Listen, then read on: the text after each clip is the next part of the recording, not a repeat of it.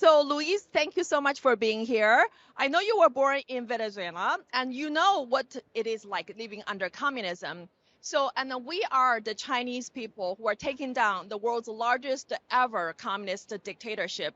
So, what is your reaction after hearing about our story? But I think most people don't understand that the Chinese Communist Party's threat is to the entire world and every democracy. Like, they have an intention to erode democratic confidence. So at least in the case of Venezuela, we know that the Chinese Communist Party has sold anti-protest equipment to the government to repress our people, has sold also surveillance technology to put cameras on our cities. And they're not doing that not only in Venezuela, but they're doing that in most of Latin America. So you'd think that, for example, the United States would be the main partner for Latin American countries because we're in the same region. And it turns out that no, it's China who's the largest economic partner of all of South America and Central America. And they've used that to influence politics in our region.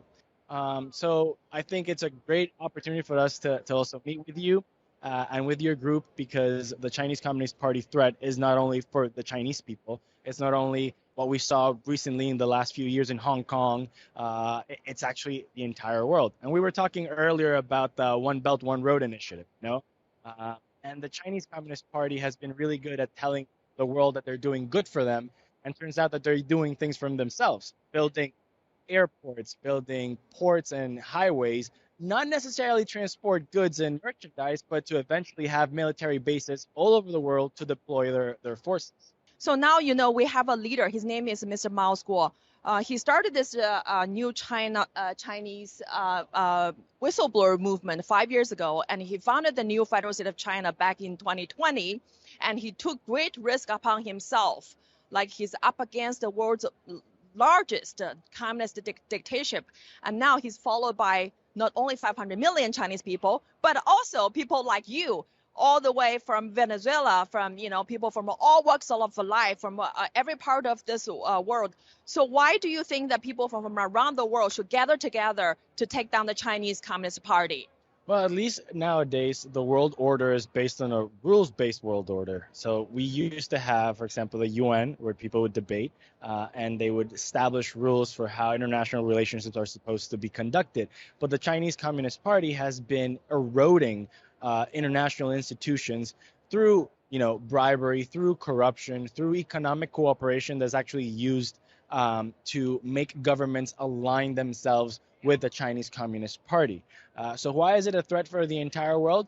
You know, something as simple as TikTok that we've seen recently on here in the American media, how the Chinese Communist Party, through their control of state-owned enterprises in China, have been, well, not necessarily stealing, but have been taking away data, consumer data, from American citizens, from citizens in Europe, from citizens in Latin America, to learn their behavior and influence their opinion. So it's something that we need to have our eye on and be very alert, defending freedom, because the truth is the Chinese Communist Party does not have freedom or liberty as something important to them. It's actually control and totalitarian authority.